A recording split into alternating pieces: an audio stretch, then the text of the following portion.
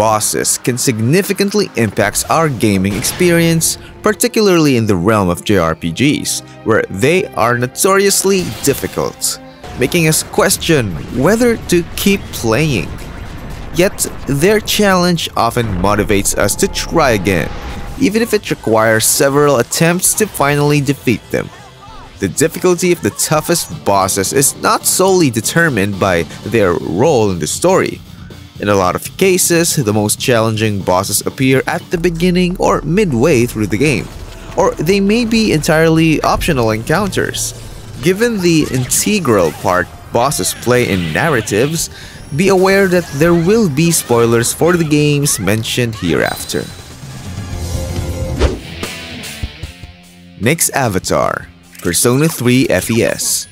Nyx Avatar, a multi-phase boss fight spanning 14 phases, is a daunting figure with an enigmatic identity in Persona 3.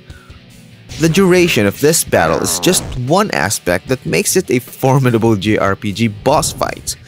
When its HP drops below a specific threshold, it employs two powerful skills that can leave players feeling helpless: Moonless Gown and Night Queen. The former reflects all attacks, while the latter inflicts substantial damage on your party. Ultimately, triumphing over this boss is a true test of stamina.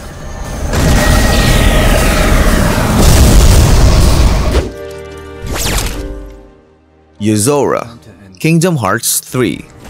This particular boss is arguably the toughest in the game, if not the hardest the series has ever seen. It incorporates elements from previous battles, showcasing relentless attacks and excelling in both long-range and close-range combat. The boss's attacks are unique, featuring faster lasers than those used by other organization members. Additionally, it employs a shadow version of itself to deal slashing damage from a distance and summons robots to target Sora. To defeat this formidable foe, players must cautiously approach the enemy. I know I've already mentioned the Lingering Will, mysterious figure, and Sephiroth in the Part 1 video, and now I'm adding another Kingdom Hearts boss to the mix. As an old-school JRPG player, I'm more accustomed to challenging bosses in turn-based battles, so fights that demand lightning-fast reflexes and exceptional hand-eye coordination can be next to impossible.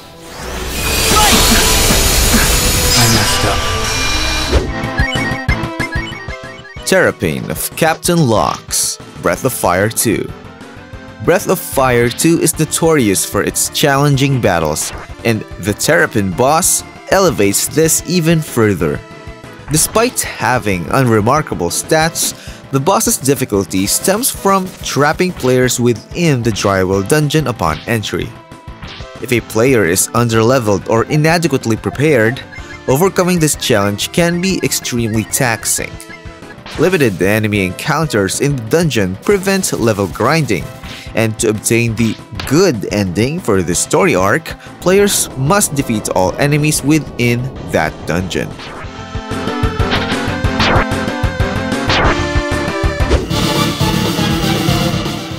Sans, Undertale.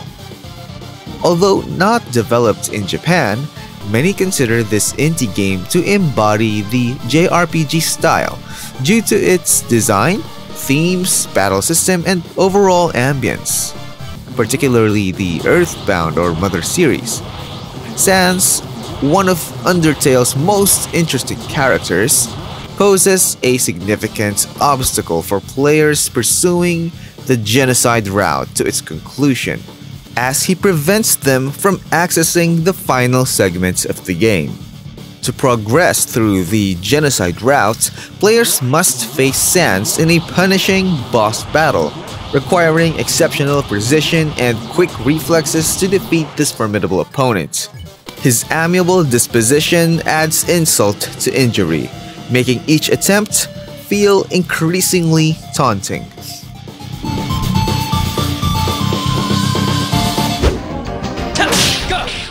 Faust, Legend of Dragoon. Getting to Frost in the game was a struggle, as you had to collect 50 Stardust Stones and navigate a teleporter maze in Flanville Tower. Faust was a formidable opponent, opening the battle with a fierce fire-based attack and launching devastating super attacks at specific health intervals. He had nearly as much HP as the final boss and was resistant to magic, making timing-based combos crucial for victory. Equipping party members with their respective Dragoon armor helped, as it nullified Faust's counterattacks based on the character's elemental affinities. Despite the challenge, the rewards for defeating Faust, such as the Phantom Shield and a large sum of gold, were well worth the effort. This boss battle required strategic thinking and perseverance, making it a memorable part of the game.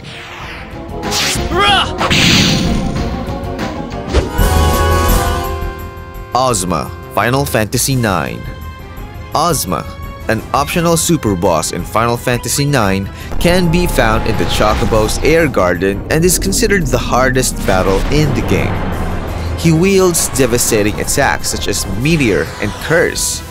Curse deals non-elemental damage to the entire party and inflicts various status ailments, disrupting battle plans.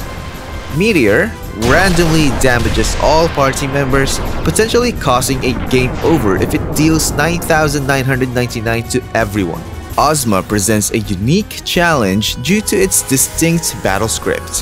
When targeted by the party, Ozma's ATB bar fills up instantly, allowing it to act before the player's commands. It's also intelligent enough not to cast spells that characters can absorb or statuses they're immune to. His toughness is evident in its over 55,000 hit points, and it occasionally casts Kyuraga as a counterattack, making its health seem even higher. Defeating Ozma is a significant achievement worthy of boasting, and proves one's mastery of Final Fantasy.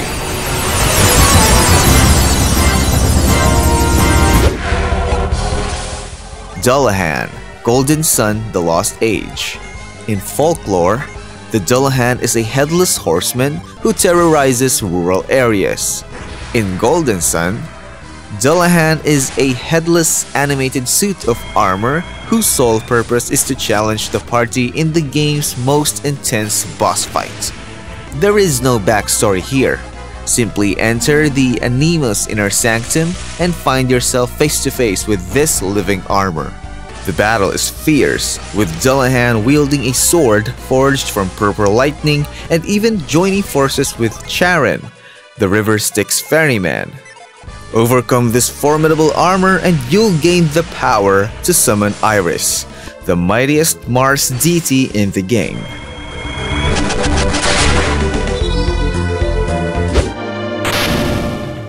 Seven Heroes Fusion, Romancing Saga 2.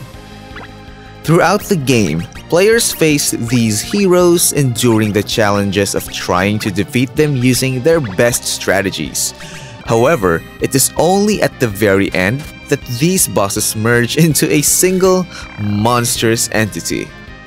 As this battler represents the final boss encounter in the game, players can pour all their efforts into achieving victory against this formidable foe. Despite this, the fight is far from easy, as the fused entity can unleash every devastating signature move from each of the 7 heroes, utilizing most spells, excluding dark magic, and strategically planning the order in which to defeat each hero is crucial for success.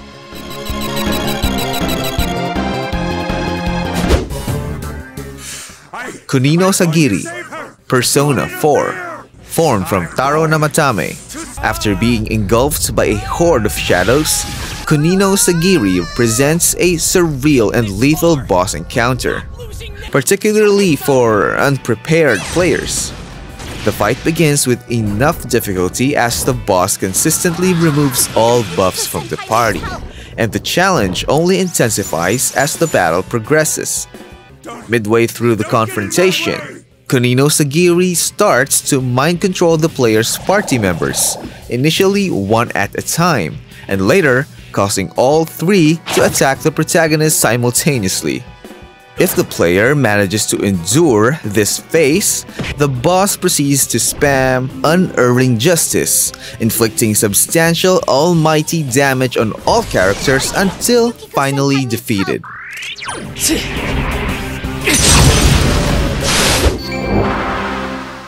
Darius or Dario, Chrono Cross. Though optional and well hidden, players could seek to find and defeat Darius to obtain Surge's most powerful weapon, the incredibly potent Master Mune. Darius is a formidable adversary, delivering devastating physical attacks, continuously casting various debuffs on the party, depending on the elements used against him, and executing special attacks capable of one-hit KOs. However, his defense and HP are not exceptionally high, which somewhat mitigates the challenge. It is possible to steal a piece of armor that shields one character from Darius' darkness-based special moves, but even with this protection, this skilled swordsman will likely decimate the party several times before players can finally save his soul and acquire the game's ultimate weapon.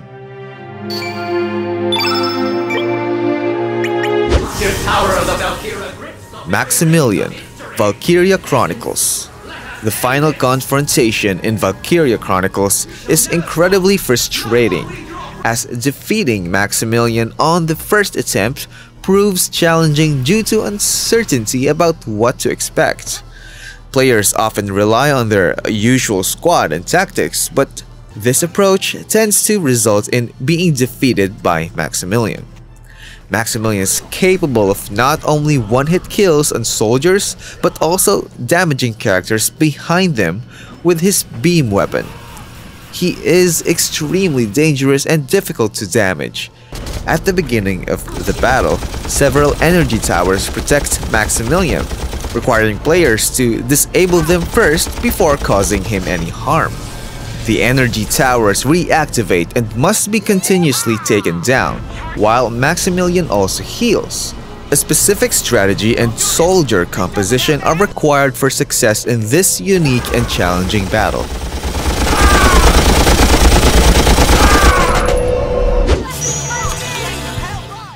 Nebiliim, Tales of the Abyss. Professor Gelden Nebiliim is intricately connected to the backstory of Jade, a party member in Tales of the Abyss. This connection gives her a mythical aura throughout the game. After collecting all the catalyst weapons, players can journey through a fierce snowstorm to reach the Split Mountain where Nebiliim's replica is located. This battle is the most challenging in the game, as Nebiliim can use the same skills as the party members, including their most powerful abilities. However, players have the opportunity to obtain the game's best core by stealing it from her.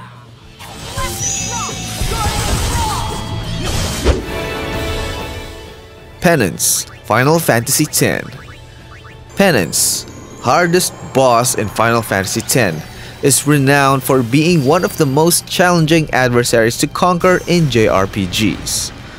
As the most powerful super boss in all versions of Final Fantasy X, Penance boasts an astounding 12 million HP and wields high-powered attacks. To defeat him, you must overcome two stages. The first stage concludes once you've depleted 3 million of its HP, at which point Penance retaliates with Immolation, draining all your MP.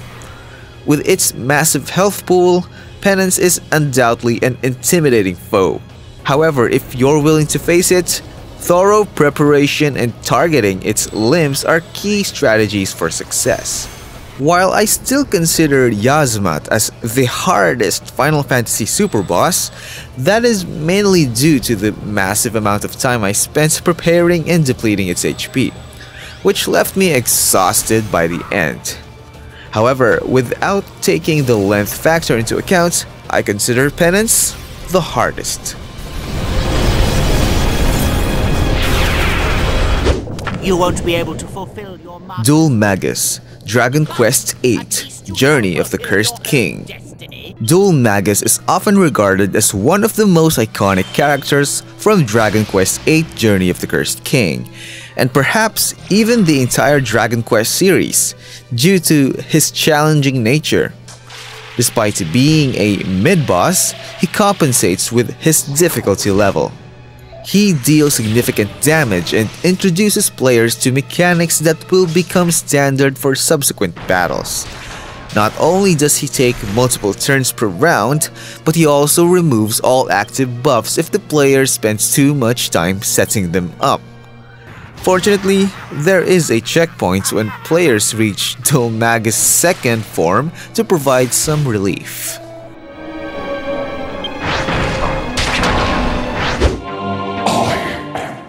Beelzebub, Shin Megami Tensei, Nocturne.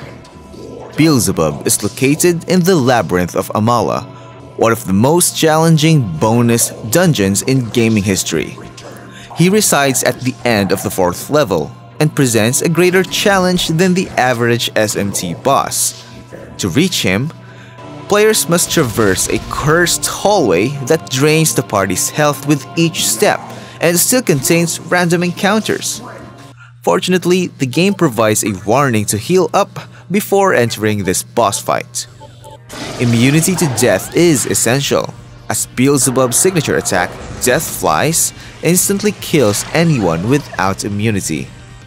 If immune, the attack still deals substantial damage. Beelzebub's other powerful attacks are backed by high defense and HP, so debuffs are also crucial. On a positive note, his appearance and theme music are impressive.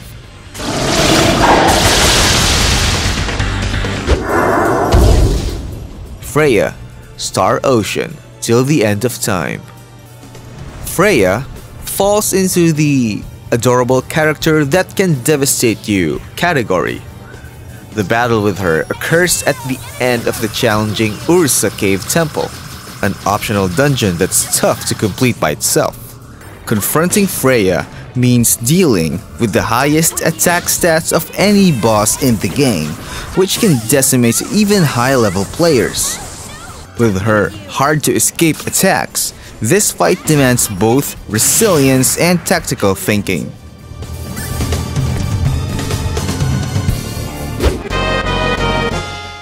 Ruby Weapon, Final Fantasy VII.